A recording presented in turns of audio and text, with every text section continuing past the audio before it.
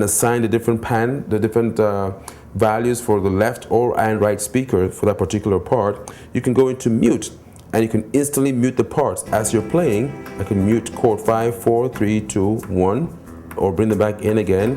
When you mute a track, it's an asterisk or like a star right next to the volume part to tell you that to show you that it's been muted or it's not being used anymore. Now, one of the good features about the Ketron OS 2.0 for the Audya is the interaction with the main screen. Before, let's say you wanted to select a voice or you wanted to select a style, you have to go in through one of these buttons over here to go into your category and then select the voice. But now, with the way the screen is laid out, everything is so simple and it's bigger fonts too.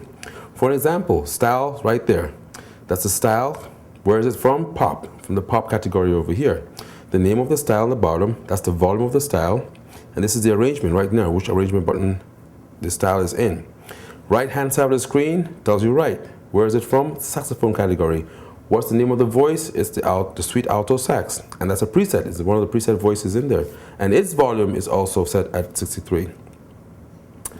If I want to change the style instantly, simply hit F1, change the style, put in the new style I want, let's say 98 pop, hit exit, and that's the style right there with its own values. If I want to change the right hand voice, simply hit F6, pick the next new voice, exit, and it's right there. If I want to change the second voice, hit F7, select the voice, exit. If you want to change the left voice, hit F8, change it, exit, and get back there too. Now, as you're noticing, I'm pressing the exit button to get back to the default screen, but there's a feature on here as well, which actually allows you to set the delay time. In other words, how many seconds before the screen returns to the default screen. And that's under the menu, keyboard control, and you go to page 2, utilities, and right there, go to page 2, which is the next page, and you can see main view on, switch time is off right now, so it's instantaneous. If I change that to, let's say, 1 or 2 seconds, I can leave it that way. Now, when I get back to my default screen, if I hit F1, I want to change the style. Let's say I hit pop, back to your regular style in 2 seconds. If I want to change the saxophone or the voice, hit this, change my voice to say guitar, rock lead, and in 2 seconds after the last action, it goes back into my default screen. Another very interesting feature on here is the lyrics, and that allows you to type in on your Microsoft, on your Word, or on your Mac, any lyrics in the text format, extension.txt. And when you're playing your songs or you're playing your styles, you can instantly hit F10 lyrics, and the right section of the screen here, right portion, will display the lyrics of your song as you're playing.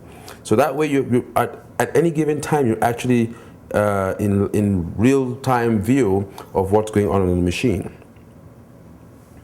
Again, I spoke about these 2 buttons over here. You can go forward and have them to be your break 1, 2, 3, or 4, or backwards to fill 1, 2, 3, or 4. Or you can have them user assigned.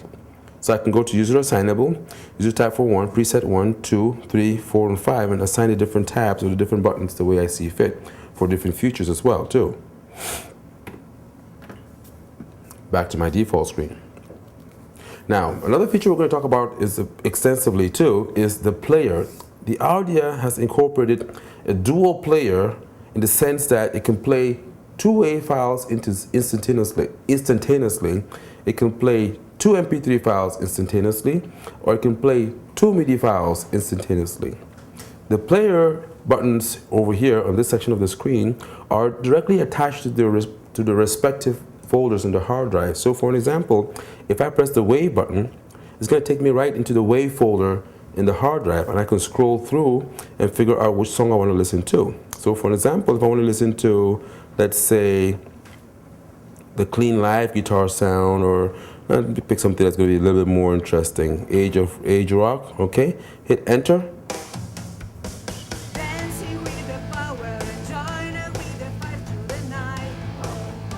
Again, this song happens to have the karaoke, the words, the text files associated with it. Now, a good feature is I can use the lead on and off and take out the lead voice on this song as well. Lead on right here with F1, hit that, lead mute, and the words are all gone. Most of it anyway.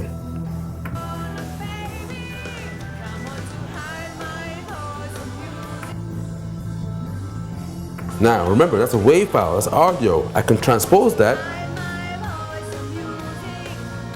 Still going on, audio file. Bring it down, change the tempo. Okay. Now I can get out of here, for example, get back in. Let's say I want to play a MIDI file. Hit the MIDI button, C, MIDI file. These are all my MIDI files within the machine that I have right now. Select it and press play. Or enter, sorry. Again, I can transpose the MIDI file instantly, up, down. I can change the tempo, maintain the pitch.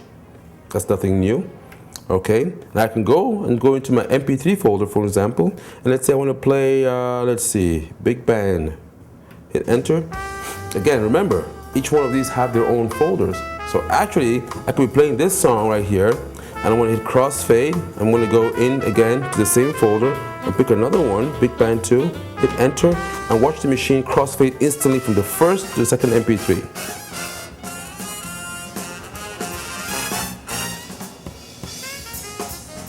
Okay, MP3 number 2, go to dance, MP3 number 1, crossfading automatically.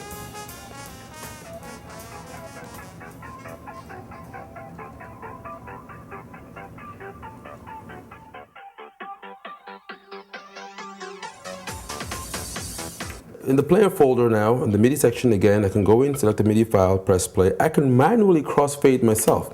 So this is very good for somebody who is using the audio for pretty much everything. If you want to take a break, I can go into the player function and select a WAV file or a DJ loop or effect or an MP3 or a MIDI file and actually add that and incorporate that into my music while I take a break from playing.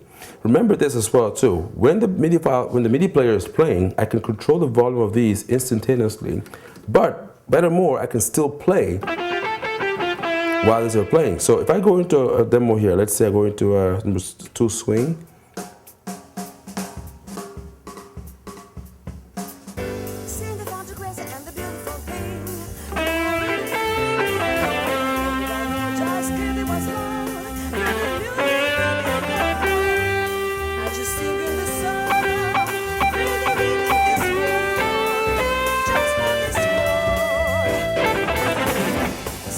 And the very interesting thing about this is that I can record that all over again as either a WAV file or as a MIDI file. If I go into my menu, for example, and I want to go to audio recording, which is F8. Now, do you want to record a WAV file? Do you want to do an MP3 recording? Or do you want to do a MIDI sync recording? I can actually record a file and sync it to a MIDI clock, either from the style or from